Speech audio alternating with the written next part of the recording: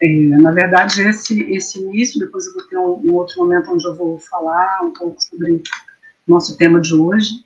Mas antes de entrar no tema, ele já está presente, mas entrar mais organizadamente e trocar um pouco o que a gente pensou, a gente queria convidar todos os participantes a uma pequena experiência prática de atenção à respiração, de atenção à presença. Então, eu queria pedir que vocês, aonde vocês estejam, se você está num banco, numa cadeira, na superfície que você tiver disponível, vocês me ouvem bem? Celso, que me ouvem bem? Então, eu queria pedir primeiro para você manter a sua coluna alongada, imaginando que você tem um fio que puxa a sua cabeça para cima e permite que você tenha espaço entre as vértebras, não deixando o peso da gravidade te espremer para baixo, mas como se você empurrasse o teto com o topo da sua cabeça. Apoiando os seus pés de forma bem confortável e bem firme no chão, sentindo o apoio dos seus pés, garantindo que a sua bacia em contato com a cadeira esteja firme, bem apoiada. Se você precisar de algum apoio, tiver uma almofada próxima, algo que te dê um suporte para a coluna, pode ser bom também. E eu vou pedir para vocês nos darem a confiança de fechar um pouco os olhos e acompanharem esse pequeno percurso que a gente vai fazer de observação da nossa própria corporeidade nesse momento. Eu queria que primeiro vocês observassem a respiração, o ritmo da sua respiração. Quando o ar entra, o caminho que o ar faz, que se inicia pelas suas narinas, movimenta a sua caixa torácica, seu abdômen.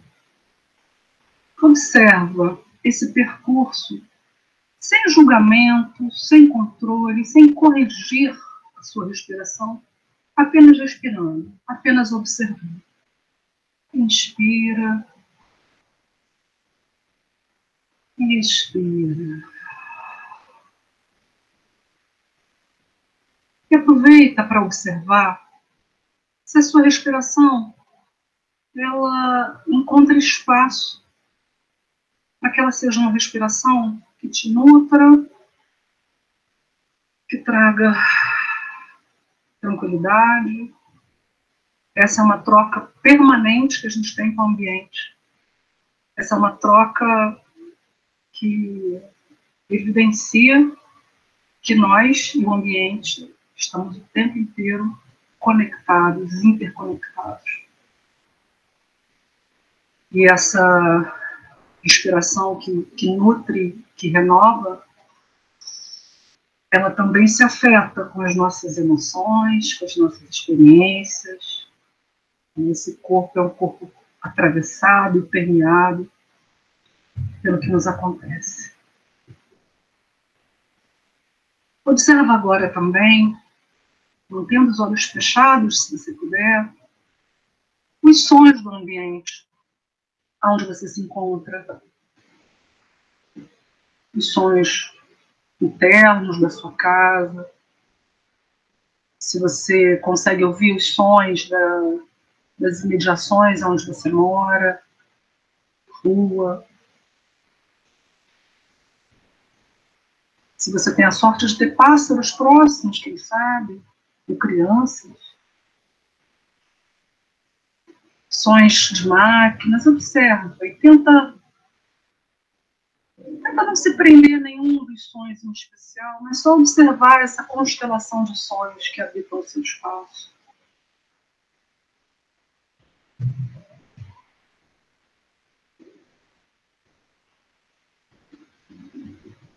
Mantendo a sua respiração presente, espaçosa, generosa. Observa também agora o contato da sua pele com a roupa e com o ar. O tato que não se restringe só ao que a gente pode sentir com as mãos, mas a toda a nossa superfície, toda a pele que reveste e que cria uma fronteira entre o que a gente é e o que o mundo é. Uma fronteira porosa, uma fronteira que se abre para o mundo e, ao mesmo tempo, nos limita, nos delimita. Percebe, então, essa sensação do contato da pele com o ar, da pele com o tecido, da pele com o chão.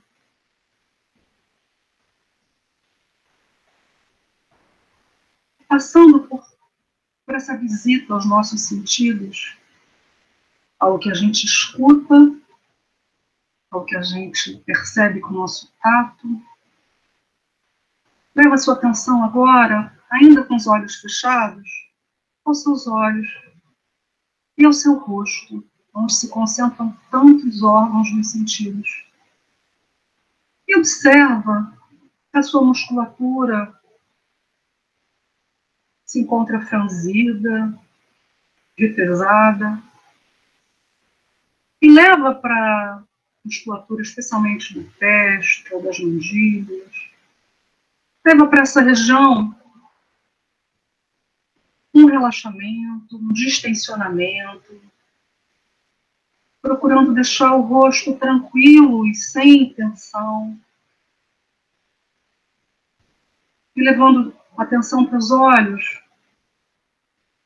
Procura fazer na direção que você quiser iniciar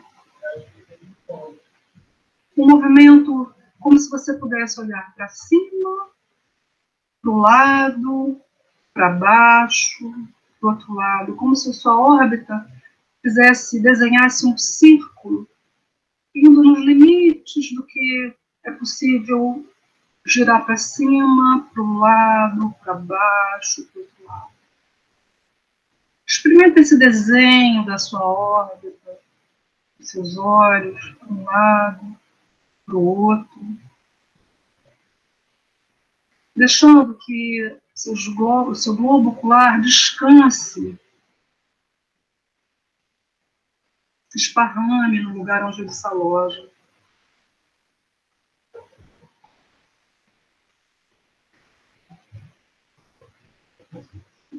Feito esse movimento, nos conecta com o nosso aparato de visão,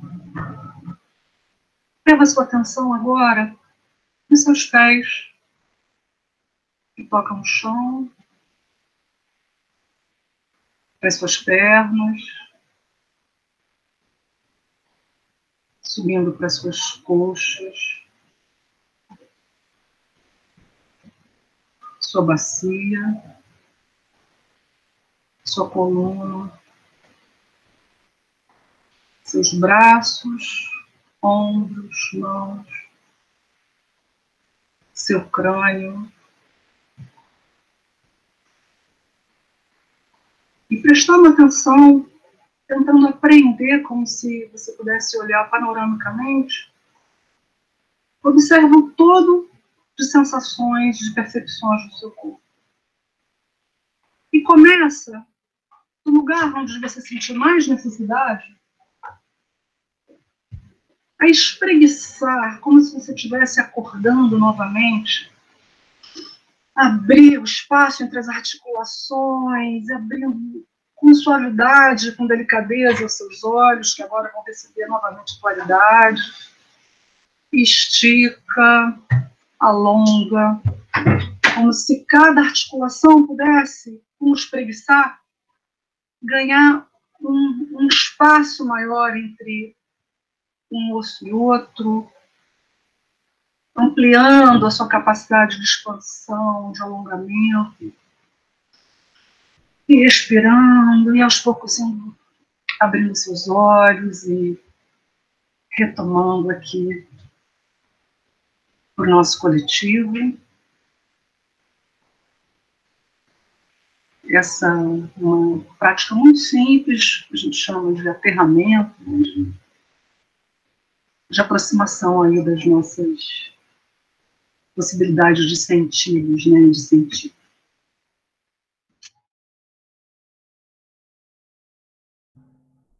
Oi, gente, boa tarde. Eu sou a Jéssica, sou estudante de pedagogia, estou no meu último período. Eu faço parte do grupo de Itaca, Grupo de Infâncias, Tradições Ancestrais e Cultura Ambiental, e do grupo Encante, o Nina, que é quem engloba, né, esses dois grupos, e também o Giaçu. O que mais que eu falo, Léa? Você fala o que você faz na faculdade, o que você faz, o que você pesquisa. Eu sou pesquisadora, né? Dentro do GITAC, eu pesquiso as infâncias em comunidades tradicionais em áreas de proteção ambiental no Brasil e em Cuba, que é o título do projeto, na verdade, lições para educação ambiental, e a minha parte fica mais em pesquisar, faço pesquisa bibliográfica sobre as infâncias do Sudeste, as infâncias indígenas do Sudeste, e a gente está com esse trabalho há mais ou menos 2 anos. E agora a gente está na fase de fechar esse ciclo, né, e continuar de outras formas, com a minha monografia. E no projeto Encante, que quem está coordenando é a Priscila, né, a professora Priscila que está aqui presente com a gente, e o Celso, que tem uma vertente de estudos decoloniais a partir da educação ambiental, considerando os cotidianos, né, e as vivências sensoriais e artísticas. É isso.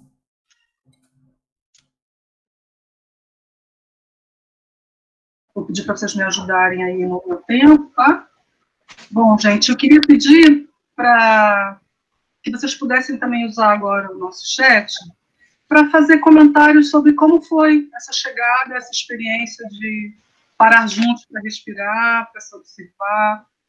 É claro, quem quiser, quem se sentir convidado, escreva lá no chat para a gente conhecer um pouquinho como foi para você essa experiência.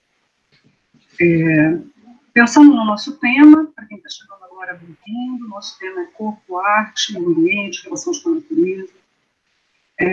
Mobilizada com essa questão, antes mesmo de falar dela, eu queria, nesse momento, também falar sobre a importância desses seminários, e é claro que a gente não está fazendo o jogo do contente, a gente sabe que a pandemia tem trazido muito sofrimento, muitas dificuldades para muitos de nós, todos nós, na verdade, mas eu vejo também nas invenções que a gente vai construindo para criar possibilidades de vida e de encontro, algumas preciosidades. Eu acho que esse seminário é uma delas, porque ele tem nos permitido vivenciar, experimentar formas de organização docente mais coletivas, né? Nós estamos aqui com vários colegas que eu já pude verificar, além dos professores, dos colegas que pensavam a mesa aqui juntos, a gente está com vários colegas, Diego, Leila, Carmen, vários estudantes de lugares, períodos diferentes, Giane, enfim, à distância, presencial, isso é muito rico. Né? Queria também dizer que eu estou muito contente de estar nessa mesa, nessa sala, nesse lugar, com pessoas que eu admiro muito, muito queridos, colegas que sempre me fazem pensar muito, sentir muito, são parceiros muito especiais para mim.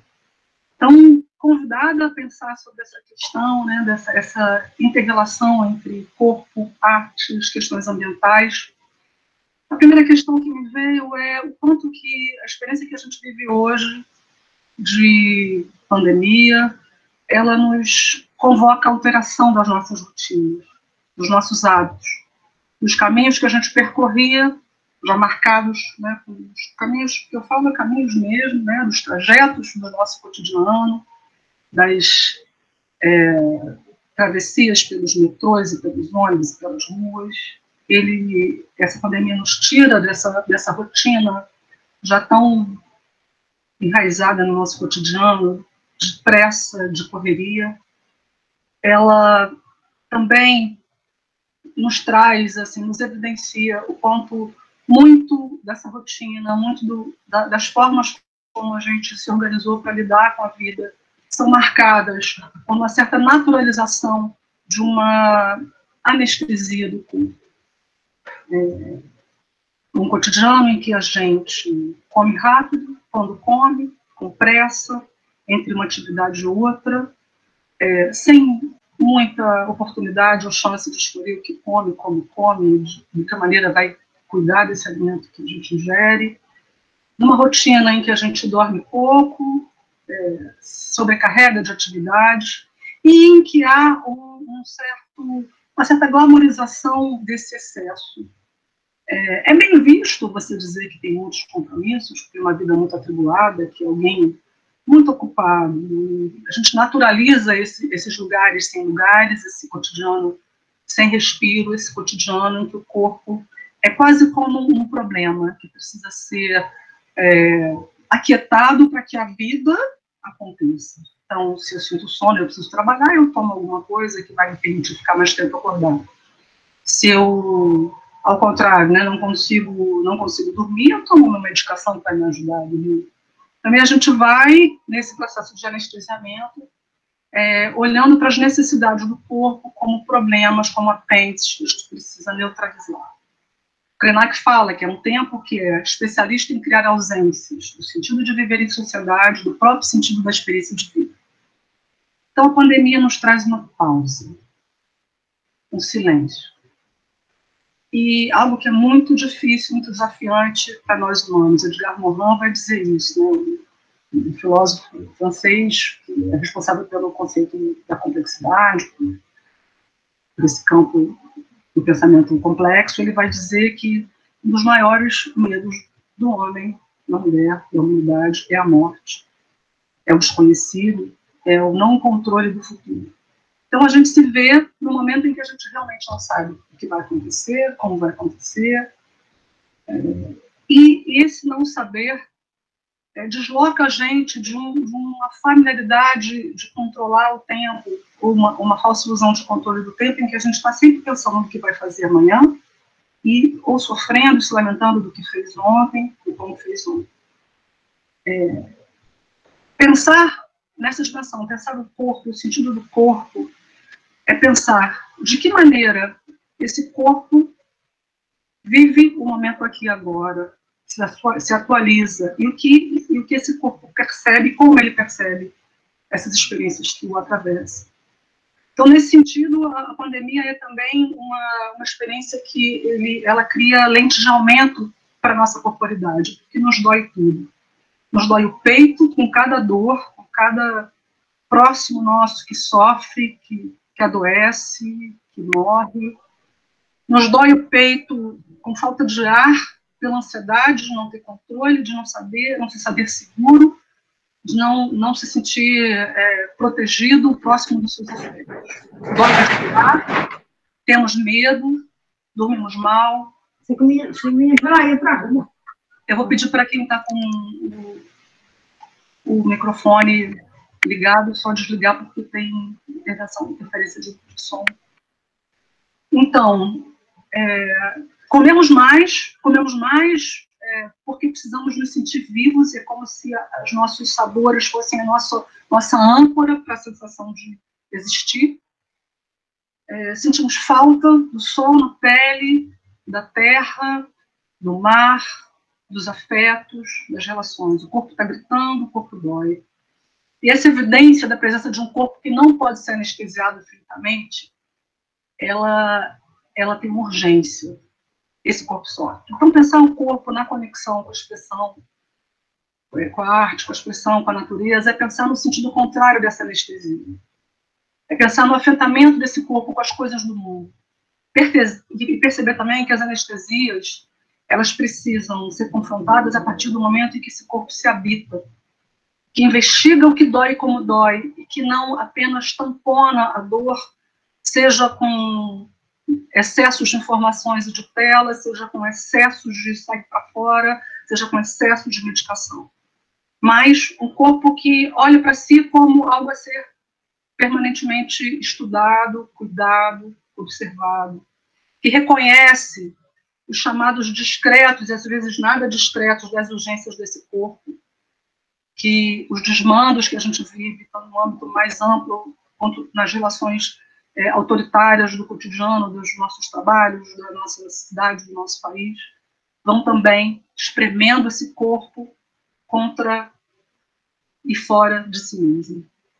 E esse corpo, quando ele não se habita, quando ele não percebe as suas necessidades discretas e nada discretas, quando ele se acostuma a ficar 4 horas em frente a uma tela, sentado, sem a possibilidade de deslocar, de experimentar o corpo no espaço, de se alimentar com cuidado, ter tempo para olhar para essas necessidades, ele também vai aceitando outras opressões, porque se é possível não ouvir as suas próprias necessidades, que dirá as outras, né, as demais necessidades que não são as mais urgentes que clamam.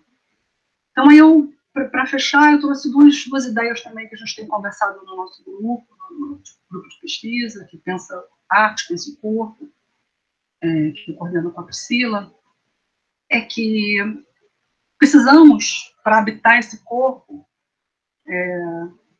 como disse um autor que a gente conheceu agora a partir de uma live com Paulo Fock, que é o Daniel Siegel, que eu descobri que é um psiquiatra da Universidade de Califórnia. Ele vai dizer que os relacionamentos interpessoais constituem nosso habitat natural. Então, essa ideia de que... E outro filósofo também não, porque o Daniel é médico, um filósofo chamado Peter Sloterdijk, ele traz a ideia de coimunidade. Comunidade é pensar que essa epidemia está trazendo também, está nos deixando muito evidente o quanto a gente depende, quanto a interdependência, ele chama isso, né? A gente precisa declarar que a dependência é universal. Precisamos e tendo esse compromisso individual voltado à proteção mútua. Isso nos marca, isso nos constitui. Então, somos seres que precisamos nos sentir sentidos, é o que Daniel Siegel fala. Somos seres que, em cooperação, nos imunizamos. Então, a coimunidade nesse sentido de uma junção entre a imunidade atrelada ao afetamento mútuo e ao cuidado mútuo. Então, para fechar, eu queria trazer mais uma vez o Krenak, dizendo, eu temo e tenho uma esperança, ou pelo menos não sei se temos esperança, usar o verbo esperançar numa perspectiva freiriana, senão a gente entra só no desespero. O Krenak fala, mesmo com toda essa produção de afastamentos constantes, insistem em nos mover para longe uns dos outros, existem pequenas constelações de gente espalhada pelo mundo, que dança, que canta e que faz chover. Então, o convite é que a gente possa se constituir como uma constelação. É isso, gente. Obrigada. Estão me ouvindo bem? Ouvindo. Tá. Então, começar agradecendo a presença de todo mundo, agradecer a Adri por essa fala, e também a oportunidade de estar aqui pensando junto com vocês sobre essas questões que são tão importantes, né, e pessoalmente para mim são muito caras, assim. Então, assim, eu queria começar falando que os conceitos corpo, arte e meio ambiente são conceitos que sempre estiveram em disputa por diferentes projetos de mundo. Sempre estiveram e ainda estão. Tem, por exemplo, um projeto de mundo que é construído, que se baseia sobre a divisão dos seres entre seres criativos e recursos para essa criação. Nessa divisão, a humanidade ela é compreendida por ser dotada de racionalidade como naturalmente apta à criação, tendo para isso, como recurso para sua criação, tendo ao seu dispor a natureza, né, incluindo as plantas, a terra, as forças, os magnetismos, os corpos e os trabalhos dos animais. Só que para essa divisão funcionar, ela precisa também ser estendida sobre o próprio conceito de humanidade. Então, esse projeto de mundo também divide a humanidade entre os humanos, que seriam naturalmente mais aptos à criação, por terem uma suposta racionalidade mais complexa, mais sofisticada, E a gente sabe que, historicamente, quem sempre ocupou esse espaço são sujeitos homens, brancos, adultos, de expressão de gênero e sexualidade normativas, né? Tudo isso que a gente entende como esse sujeito hegemônico. De um lado, então, esses sujeitos entendidos como naturalmente aptos à criação, e, de outro lado, outros sujeitos compreendidos como mais aproximados da natureza, como, por exemplo, as crianças, as mulheres, as populações não brancas, né, que por essa suposta proximidade essencial com a natureza, teria também uma aptidão natural à servidão, seja a servidão por trabalho ou por subserviência. Esse é o projeto de mundo colonial, né? A gente sabe que é um projeto que tem muitos adeptos, que ainda está em curso, porque num mundo que é majoritariamente sustentado pelos trabalhos das mulheres, das pessoas e populações não brancas, da própria terra e dos animais, quem costuma receber o título de criador não são esses sujeitos, né? Então, me parece que é de projeto colonial que se trata. E aí, nesse projeto, para esse projeto, convém compreender meio ambiente mais ou menos como alguma coisa que nos cerca.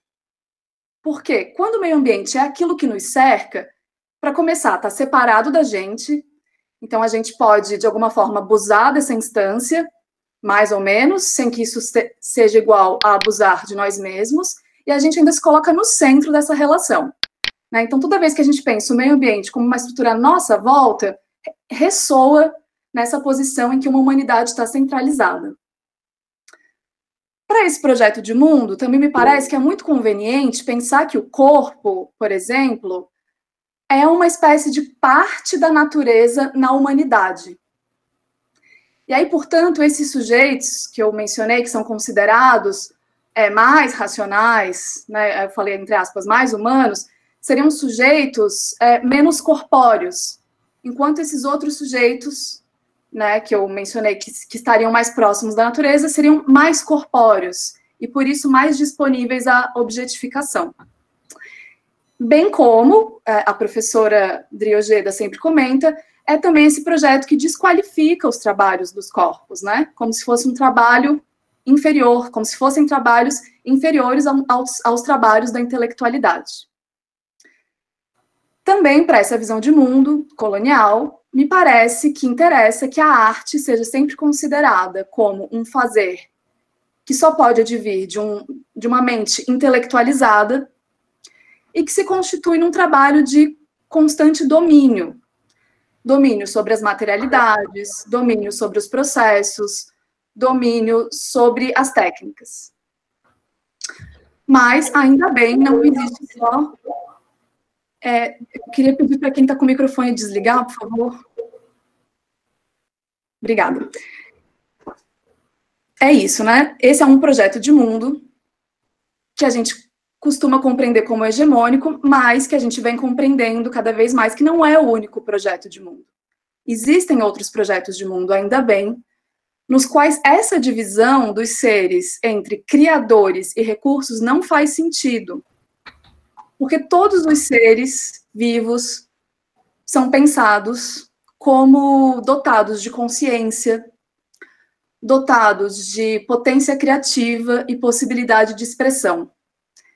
Esses projetos de mundo, via de regra, estão relacionados a cosmologias originárias, né?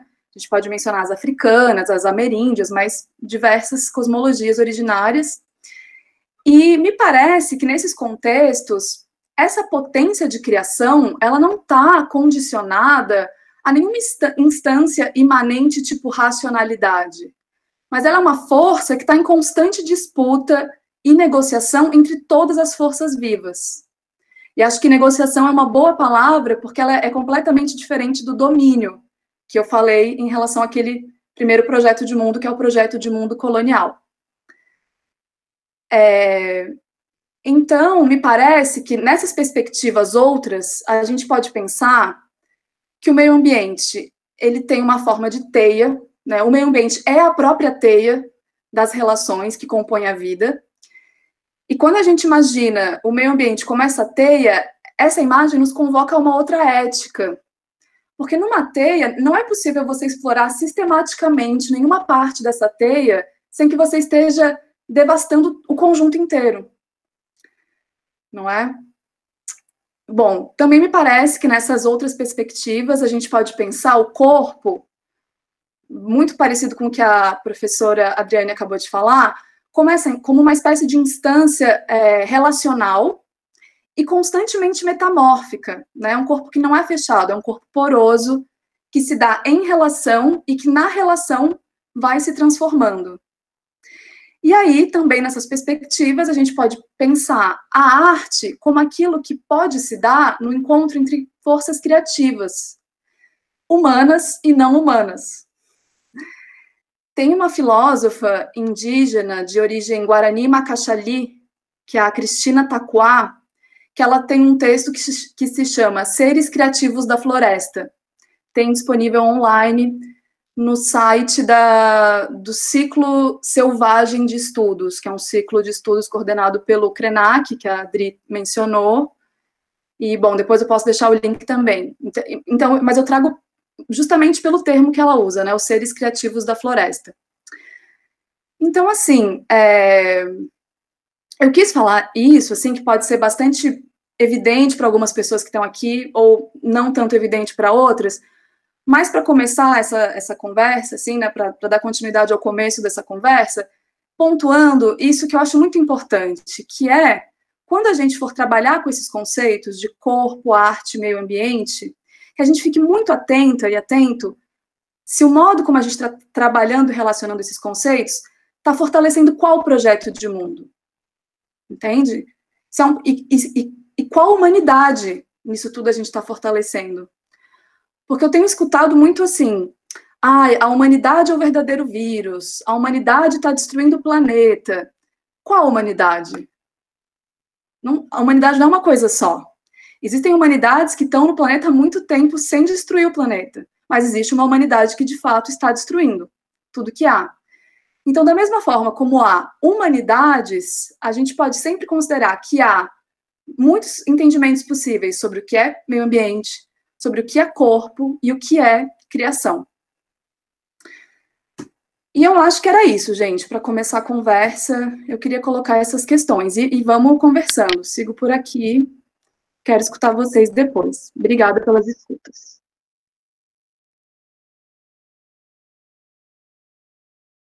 Gente, muito boa tarde, que alegria estar aqui, muito obrigado pela oportunidade de compartilhar essa tarde maravilhosa com essas companheiras tão valiosas, tão bacanas que a gente tem na Unirio, a Adri, a Leia, a Priscila, agradecer muito mesmo a coordenação aqui compartilhada com a Jéssica Pereira, com o Sherry Dantas, muito obrigado.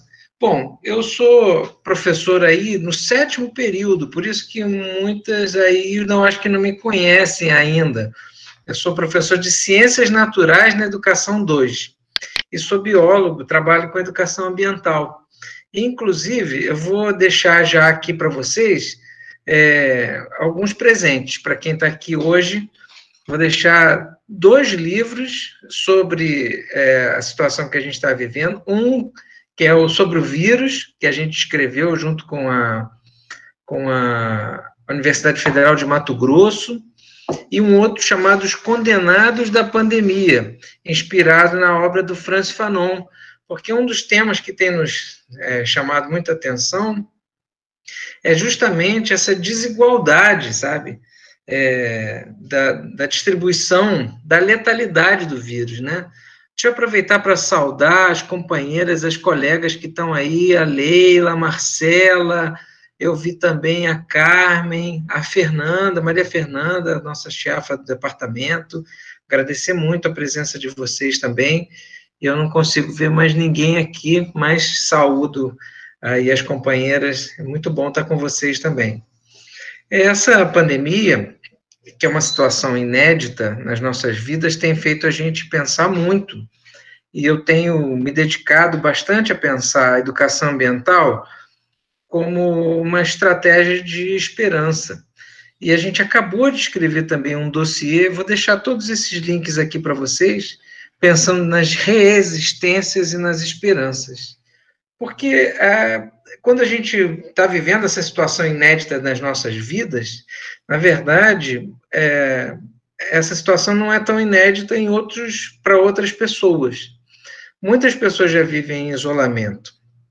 E muitas pessoas já viveram isolamentos forçados, quarentenas forçadas.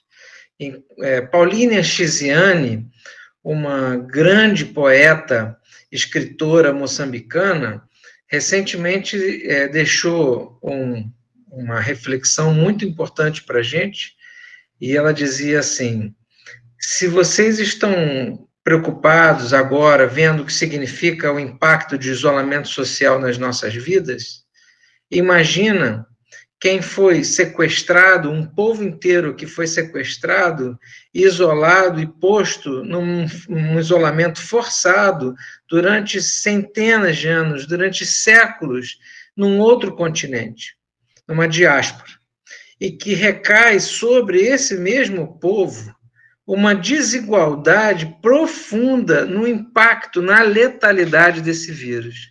A letalidade desse vírus sobre os mais pobres, sobre a população negra, sobre os indígenas, é profundamente desigual.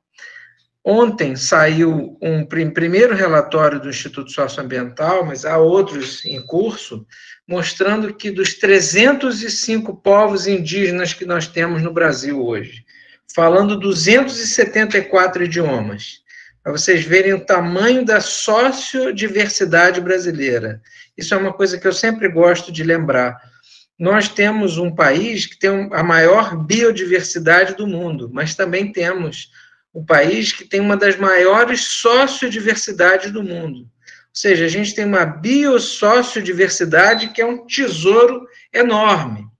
E deixa a gente, assim, muito apreensivo saber que desses 305 povos, o coronavírus já vitimou quase 3 mil indígenas em 95 povos. Isso ao mesmo tempo em que a gente é obrigado a ver que nas reuniões ministeriais feitas sem a presença do povo e que foram impedidas, houve tentativas de que a gente tivesse acesso a essas gravações na justiça. Ver um ministro da Educação dizer que odeia o termo povos indígenas.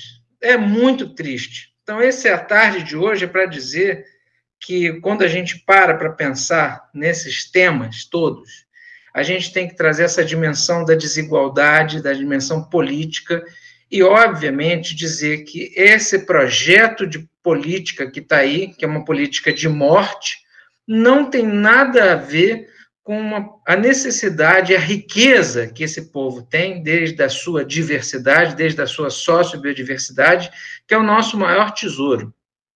E a universidade pública, que a gente hoje vê sob ataque, com uma tentativa escusa, que, por sorte, por uma lucidez do presidente da Câmara, devolveu para o Executivo uma iniciativa de tentar, durante o período da pandemia, fazer com que o próprio MEC definisse os reitores, passando todo o processo democrático da universidade pública. É muito triste, é uma tragédia que a gente está vivendo dentro de uma pandemia que é um negócio absurdo e que mostra que a gente também só vai sair dessa problemática se a gente conseguir entender que há uma interdependência de todos os seres vivos.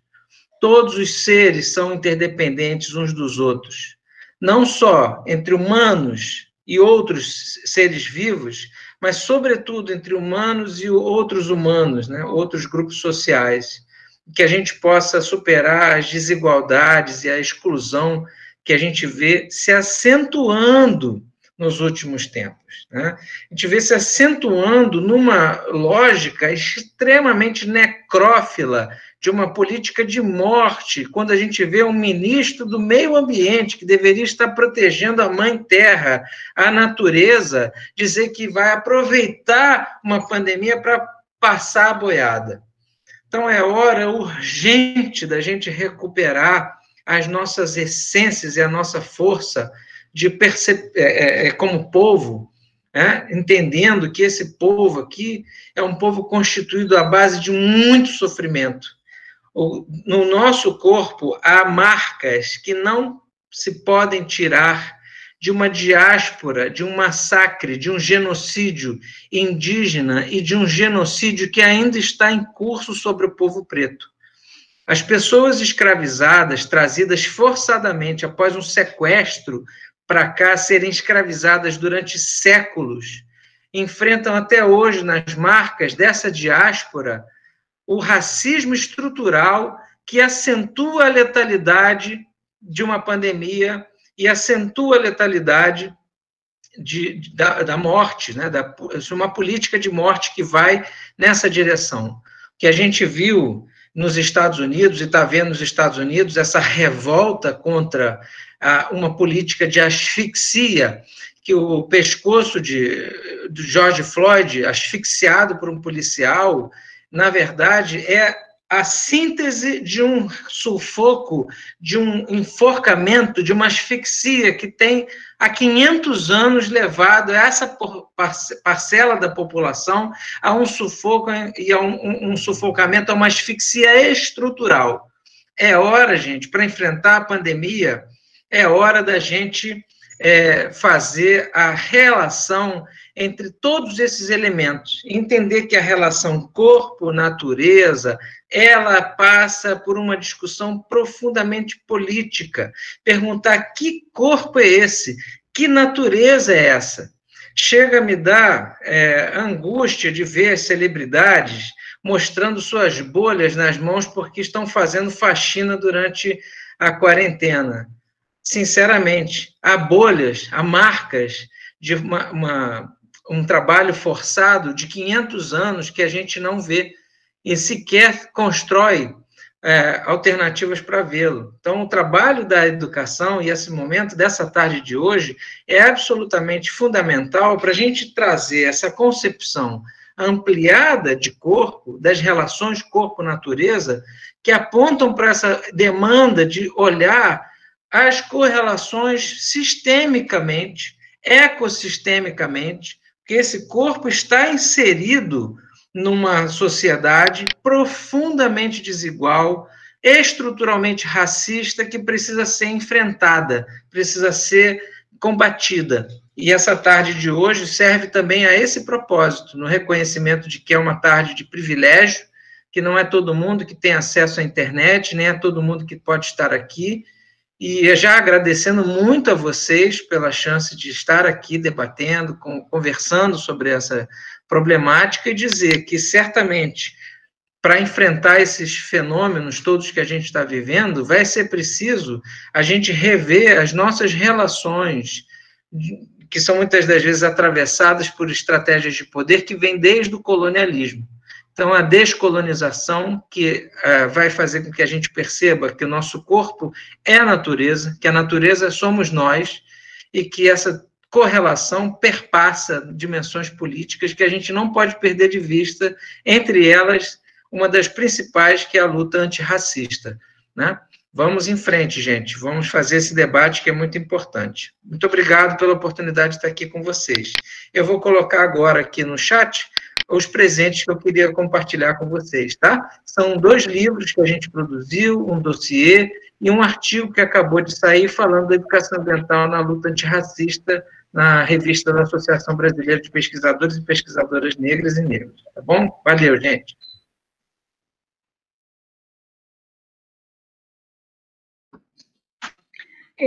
Boa tarde, gente. A gente já tinha falado um pouquinho antes. Muito obrigada por vocês estarem aqui conosco. Eu sou professora de educação infantil e tenho uma relação de trabalho muito forte, pensando as crianças como uma espécie que se renova na Terra. Então, penso as infâncias brasileiras, as infâncias latinas, como vivem, né? Como vivem hoje, como são as infâncias dessas crianças que estão aqui mais próximas de mim, mas também as que estão no mundo, as que estão no Brasil. E estou, nesse momento, muito preocupada, né, porque, por conta de uma política sanitária, de uma política de governo, ou pelo menos a política oficial, em que ela não está preocupada pela manutenção da vida na Terra na sua plenitude, né? Ou como a gente conhece hoje, né? Esse projeto de devastação das terras, das águas, dos ares, isso é um projeto de desamor, né? Ele é um projeto adoentado, e eu acho que ele já é fruto de um sistema, que é o sistema capitalista, que ele educa, ele só sobrevive na perspectiva do individualismo, né? Esse, aliás, é a primeira verdade do liberalismo político, né? E eu acho que a gente hoje está aqui junto, a gente já é a expressão de um movimento de resistência a isso, né? E de afirmarmos a nossa condição de coletivo, de ser coletivo, né? Nós somos seres que nós, embora a gente aprenda o tempo todo ao contrário, né? Essa ideia de que eu penso, logo eu existo, que é a máxima cartesiana, né? Ao contrário disso, a gente tem outro, por exemplo, Humberto Maturana fala: no princípio estão as relações, né? Os povos africanos também falam disso, né? Os povos nossos, os povos originários, brasileiros, latinos, né? De que eu sou o ambiente, e o ambiente humano e o ambiente não humano. Então, nessa conversa daqui, por exemplo, eu queria também, nessa linha primeiro, eu quero fazer uma coisa, que é enfatizar essa questão da diversidade, né? Como hoje, aqui nesse encontro, a gente tem gente de São João de Meriti, de Belford Roxo, de Varriçai, de Caxias, de Nilópolis, de Itaperuna, do Rio, de outros municípios que eu não pude anotar, de vários bairros da cidade. Nós vivemos situações diferentes de vida, situações financeiras, situações familiares, às vezes situações de violência doméstica, né, ou de violência contra as crianças, né? Muitos de nós, ou espero que muitos, ou a maioria, esteja em casa recebendo o seu salário, mas tem gente que precisa ir para a rua, porque não vai esperar morrer de fome dentro de casa, né? Porque o recurso não chegou. Enfim, o que eu estou querendo dizer? Que esse mundo em que a gente está vivendo, ele está nos afetando de diferentes formas, dependendo das condições que a gente tem, econômicas, socioambientais, enfim, né? Tem crianças que têm quintais, tem crianças que estão trancadas em apartamento, tem crianças que estão ali na beira dos lixões, né? Que vivem nisso que é chamado de zona de sacrifício do capitalismo, onde os detritos são colocados, né? Onde o lixo tóxico está posto, né? Enfim. Então, eu queria também falar um pouco, voltando também a essa questão do ambiente, sempre com essa ideia, eu fui anotando um pouco das frases que foram aparecendo no chat durante a fala da Adriane, né? As pessoas agradecendo por participar, mesmo estando sem microfone e sem câmera. Como isso é importante, como é importante esse encontro, né?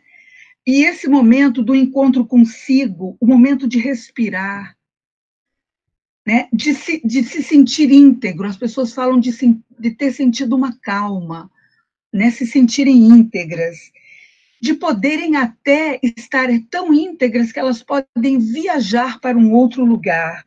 Eu estou falando do jeito que as pessoas escreveram, né? Do jeito que eu entendi. Acho que foi professores agradecendo por estarem próximos, por se sentirem próximos, pela proximidade. Então, eu fico pensando que existe um ambiente que é um ambiente humano, né? E esse ambiente humano, ele hoje está situado, aliás, ele é sempre situado num ambiente maior, que nesse caso, nesse momento, é um momento pandêmico, né? É um momento de adoecimento da Terra. Eu não digo da Terra como um todo, porque a Terra já vinha sendo muito ameaçada, né? Já vinha adoecendo, né? Os povos indígenas falam disso, né? Intensamente, né? Cada rio que morre, ele não mata apenas o rio morrem as espécies, mas morrem também os povos que vivem, né, nas margens desses rios, né? Como hoje o Rio Doce e esses povos indígenas, né? Enfim, então esse ambiente maior de que nós fazemos parte, né? A Terra, Gaia, né? Ela está adoecida. E nós também temos adoecido neste universo, nas sociedades, né, que apostaram num modelo de desenvolvimento que é devastador, porque ele extrai da natureza, né, para produzir qualquer coisa que tenha na nossa volta, você extrai da natureza, e por aí você já emite, né, gases tóxicos, poluentes da terra, né?